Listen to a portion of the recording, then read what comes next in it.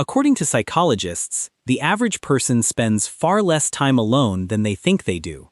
Yet studies consistently show that many people actively avoid solitude because being alone can force them to confront thoughts and emotions they usually keep buried. That's why society often assumes that if you prefer solitude, something must be wrong. Maybe you're lonely, maybe you're antisocial, maybe you're simply afraid of people. But what if the opposite is true? What if your desire for solitude isn't a sign of weakness at all? What if it's revealing something profound about the way your mind works? You've probably noticed that while others constantly seek noise, conversation, or distraction, you feel your best after spending time alone. It's not that you dislike people. You simply feel exhausted by too much social interaction and strangely energized by silence. Psychologists have spent decades studying this difference, and what they've discovered challenges many of our assumptions about personality. Your preference for solitude may reflect emotional maturity, heightened self-awareness, deeper information processing, or even a unique way your brain responds to the world. If you've ever felt misunderstood because you enjoy your own company, you may finally understand why by the end of this video. If you've ever experienced this, let me know in the comments below. I'm curious how many people relate to this. You weren't born believing solitude was valuable. Somewhere along the way, your experiences began shaping how you connected with the world. For some people, childhood offered quiet moments filled with imagination, books, creativity, or reflection. Those moments taught the brain that being alone could feel peaceful rather than threatening. For others, solitude became something entirely different. Perhaps you learned that not everyone could understand your thoughts. Maybe you felt emotionally different from those around you. Or perhaps difficult experiences made you more careful about who earned access to your inner world. Over time, your mind adapted. Instead of chasing constant validation, you became comfortable finding clarity within yourself. Rather than fearing silence, you began appreciating what silence revealed. What looks like isolation from the outside may actually be years of psychological adaptation. And that adaptation often produces qualities that remain invisible until someone looks beneath the surface. This is where the real story begins. Carl Jung believed that introversion wasn't about disliking people. It was about directing psychological energy inward instead of constantly seeking stimulation from the external world. Modern neuroscience supports parts of this idea by suggesting that some people naturally process stimulation more intensely.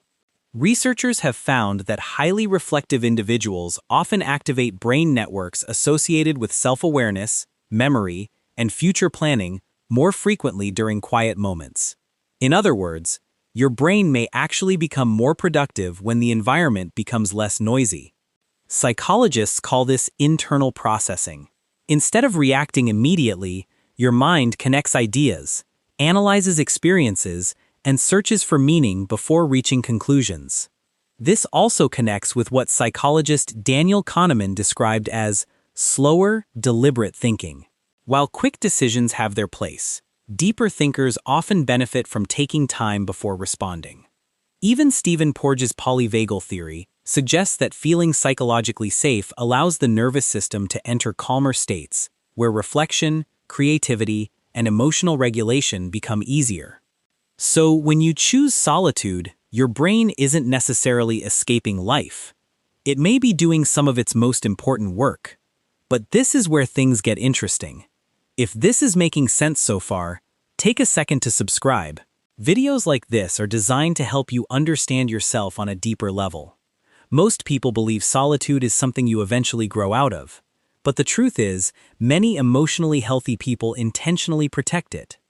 Because solitude offers something that constant social interaction rarely can: honesty. When you're alone, there are no expectations to perform, no pressure to impress anyone, no need to wear emotional masks. That's often why people who value solitude develop remarkable self-awareness. They spend enough time listening to their own thoughts that they begin recognizing emotional patterns others never notice. This doesn't mean they're perfect. It means they're familiar with themselves. Ironically, people who are comfortable alone often build healthier relationships because they don't depend on others to complete them. They choose relationships based on connection rather than emotional necessity. What society sometimes labels as distance is often emotional independence. And perhaps that's one of the most misunderstood strengths of all. Here's how you know your preference for solitude may reflect deeper psychological traits. The first sign is that you crave meaningful conversations instead of constant conversations. Small talk quickly drains your energy because your mind naturally searches for depth. Another clue is that you often need time alone after social events. It's not because people are bad. Your brain simply needs quiet to recharge and organize everything it has absorbed. A third sign is that you're unusually observant. While others focus on what's being said, you notice facial expressions, body language, emotional shifts, and subtle contradictions. Finally, you rarely follow the crowd without questioning it first. Solitude has taught you to trust your own thinking instead of relying entirely on group opinions. These traits don't make you better than anyone else. They simply reveal a different way of experiencing the world. Which of these signs describes you best? Leave a comment below. I read every single one, and I'd love to hear your experience. Maybe your love of solitude was never something you needed to fix. Maybe it became the space where your identity quietly developed. The world often celebrates people who speak the loudest, move the fastest, and stay constantly connected. Yet history is filled with artists, scientists, philosophers, and innovators whose greatest breakthroughs emerged during moments of uninterrupted reflection. Growth doesn't always happen in crowded rooms. Sometimes it happens during long walks, quiet mornings, or evenings when you're finally alone with your thoughts. Perhaps your silence isn't emptiness. Perhaps it's where your deepest wisdom lives. Research on self-reflection continues to suggest that intentionally spending time alone can improve emotional understanding, strengthen decision-making, and support psychological well-being when balanced with healthy relationships.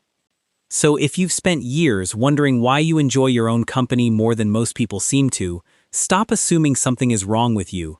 Your preference for solitude may not be pushing you away from life. It may be helping you experience it more consciously. The goal isn't to avoid people.